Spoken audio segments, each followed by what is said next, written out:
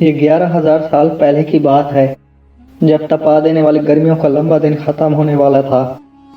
سورج کی شدید تپش کم ہوتے ہی لوگ گھر سے باہر نکلنے لگے اور جاتے جاتے ہی سورج کی کرنیں اس علاقے کی خوبصورتی کو اور چار چاند لگا رہی تھی۔ بچے گلیوں میں کھیل رہے تھے، خواتین فرصت کے پلوں کا مزہ لے رہی تھی۔ تبھی وہ ہوا جس کے بارے میں کسی نے سوچا ہی نہیں تھا۔ اگلے ہی چند لمحوں میں زمین پر جنت نما یہ علاقہ جسے اٹلانٹس کہا جاتا ہے تباہ ہو چکا تھا، اور یہ بربادی اتنا بھیانک تھی کہ پوری کی پوری تہذیب پانی میں سما گئی۔ یہ سب اتنی صفائی سے ہوا کہ آج اس علاقے کی کوئی بقا اور نام و نشان باقی نہیں رہا، اور آج تک لوگوں کو اس بات کا یقین نہیں ہوتا کہ اٹلانٹس نام کی کوئی تہذیب اس دنیا میں موجود تھی یا نہیں۔ اٹلانٹس تہذیب کہاں بات تھی؟ اٹلانٹس میں موجود لوگ خود کو دیوتا کیوں کہتے تھے؟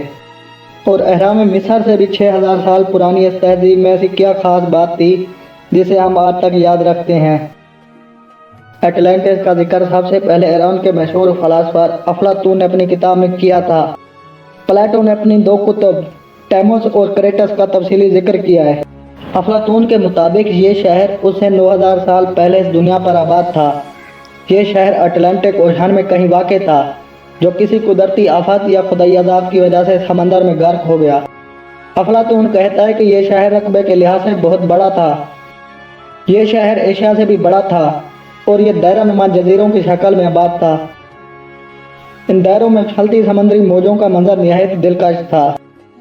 اس شہر میں دور دور تک ہرے بھرے میدان تھے اور یہاں کی زمین نہایت ہی زرخیز تھی، جہاں بے شمار اونچی اونچی عمارتیں اور معدنیات پائے جاتے تھے۔ یہاں کے لوگوں کے سامنے سونا چاندی ایک معمولی چیز تھی۔ اٹلانٹس میں عالی شان محل اور عمارتیں بھی تھیں۔ اگر ان عمارتوں کے سامنے اہرام مصر، تاج محل، دیوار چین یا برج خلیفہ کی بات کریں تو یہ اٹلانٹس کے آرکیٹیکچر کی برابری نہیں کر سکتے۔ اٹلانٹس کی عمارتیں اور سڑکیں سپنوں کی دنیا جیسا تھا، اور وہاں کے لوگ ٹیکنالوجی میں بہت آگے ہوا کرتے تھے۔ پلیٹو نے یہ بھی لکھا ہے کہ اٹلانٹس کے لوگوں میں مکوف اور فطری اور جدائی طاقت تھی، جس کی وجہ سے یہ لوگ خود کو دیوتا سے کام نہیں سمجھتے تھے۔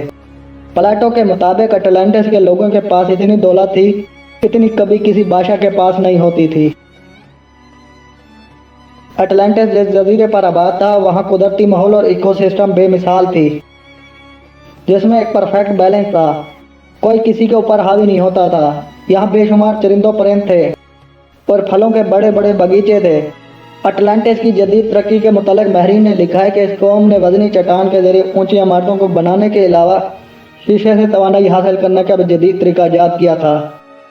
کہا جاتا ہے کہ اٹلانٹس کے لوگوں کو کائنات کے بارے میں ہم سے زیادہ علم تھا۔ ان کے پاس کھیتی باڑی کے جدید طریقے اور نت نئی تکنیک تھی، جس سے وہ لوگ بڑے پیمانے پر اناج اگایا کرتے تھے۔ اور یہ بھی کہا جاتا ہے کہ وہاں کے لوگوں کے پاس ایک ایسی مخصوص ٹیکنالوجی تھی جسے وہ ہوائی سفر کیا کرتے تھے۔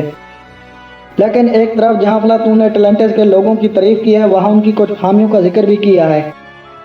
پلیٹو کے مطابق انہی وجوہات کی بنا پر ان لوگوں پر خدا کا قہر اور عذاب نازل ہوا تھا۔ دراصل اٹلانٹس کے لوگ اپنے ٹیکنالوجی اور طاقت کے نشے میں چور خود کو دیوتا سمجھنے لگے تھے۔ انہوں نے اپنے علاقے کو مزید طاقتور بنانے کے لیے دوسرے علاقوں پر حملہ کرنا شروع کر دیا تھا اور بے شمار معصوم شہریوں کو قتل عام کیا تھا۔ یہاں تک کہ اٹلانٹس کے لوگ نہایت ہی عیش پسند ہونے لگے اور ہر طرح کے گناہوں میں ملوث ہو گئے۔ اس کا نتیجہ یہ ہوا کہ جنت کہے جانے والے سے اٹلانٹس کو خدا کے عذاب کا سامنا کرنا پڑا۔ پلیٹو کے مطابق بیک وقت اٹلانٹس میں طوفان، زلزلے، سیلاب اور آتش فشاں پھٹ پڑا۔ اس تباہی کا نتیجہ یہ ہوا کہ سطح سمندر پر موجود آباد یہ شہر پانی میں ڈوبنے لگا۔ آتش فشاں سے نکلنے والی کالی رات نے پورے جزیرے پر اندھیرا کر دیا۔ ہر طرف سے زوردار دھماکے ہونے لگے۔ یہ اندازہ لگایا جاتا ہے کہ اس وقت اٹلانٹس پر 500 سے 1000 ایٹم بم پھٹے جیسے حالات پیدا ہونے لگے تھے۔ یہ دنیا میں آنے والے شدید ترین تباہیوں میں سے ایک تباہی تھی۔ اٹلانٹس کے لوگ ادھر ادھر بھاگ رہے تھے۔ کئی لوگ سمندر میں کود گئے، کئی لوگ اگلتی آگ میں پتھروں کی نظر ہو گئے۔ زمین پھٹنے لگی اور کئی جاندار اس میں سما گئے۔